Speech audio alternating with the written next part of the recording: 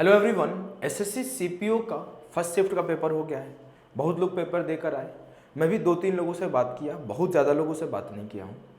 तो मुझे certain idea मिला पेपर का। मैं तो पूरा प्रॉपर आइडिया नहीं बोल सकता, क्योंकि वो लोग जो अपने अकॉर्डिंग बताए हैं मैं सिर्फ वही सुना हूँ, और जो जो बातें मैं पूछा वो लोग उसका आंसर प्रॉपर दिए। तो मैं उससे जो समझा ना, वो क्या समझा कि जीके अभी भी जैसे हर बार हर पेपर में जीके प्रॉब्लम करता है, इस बार भी जीके अपना इमेज वैसा ही बना के रखा है कि इस बार भी आप लोगों को उतना ही डिफिकल्टी फेस करना पड़ रहा है जीके में। मतलब इससे एक बात आप पूरा समझ सकते हो कि जो बच्चा इन 3 सेक्शन पर कमांड करके गया है उसका सिलेक्शन हो जाएगा, आसानी से हो जाएगा। क्योंकि आप कटअप भी देखो पास्ट ईयर का तो 100-110 ऐसे ही कटअप जाता है, वो भी नॉर्मलाइज्ड। अब देखो आपको अगला चीज़ जो बोलूँ कि अगला बात जो मैं पता किया तो मेरे को पता चला वो क्या है कि मैथ्स वाले सेक्शन में और रीजनिंग वाले सेक्शन में भी प्रॉब्लम आ रहा है। इंग्लिश में कोई खास प्रॉब्लम नहीं आ रही है। इंग्लिश पूरा का पूरा PYQ ही आ रहा है। इंग्लिश पूरा का पूरा PYQ ही आ रहा है, प्रीवियस ईयर क्वेश्चंस। जो प्रीवियस ईयर क्वेश्चंस को अच्छे से रट्टा लगाया है, vocab, idiom, phrases, other sections को अच्छे से वो अच्छा कर रहा है।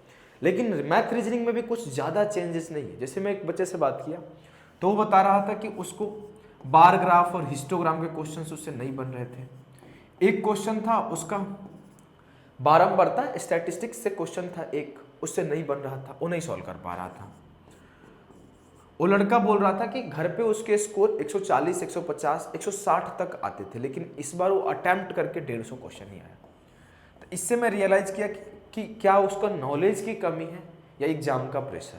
तो बोला नॉलेज की कमी थोड़े लेवल पर थी सर, लेकिन एग्जाम का प्रेशर थोड़ा ज़्यादा था। अगर एग्जाम का प्रेशर नहीं होता तो मैं ज़्यादा अच्छा अटेम्प्ट करता। तो जो भी बच्चा जा रहा है थोड़ा सा प्रेशर कम लो।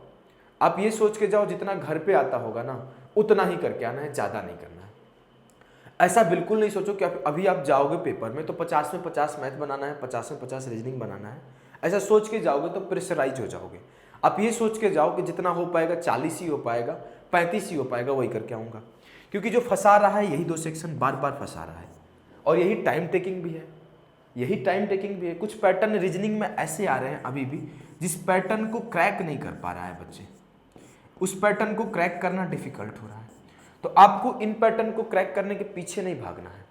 जिस सेक्शन में आपका सॉल्व हो रहा है पहले उसको सॉल्व करो, फिर जब टाइम बचता है ना तो मैथ्स में जो कैलकुलेटिव क्वेश्चंस कुछ आ रहे हैं बता रहा था उनके पीछे जाओ, और कुछ ऐसे पैटर्न के पीछे जाओ जो रीजनिंग में नहीं सॉल्व हो रहे हैं। तो सबसे लास्ट में इन टाइप की चीज़ों को हमेशा रखना चाहिए। और पहले आप कोशिश करो इंग्लिश जीके अटेम्प्ट कर दो।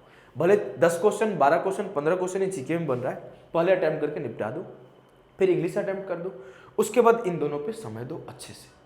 बात को समझ गए? आई होप कि आप लोगों को हेल्प मिला होगा।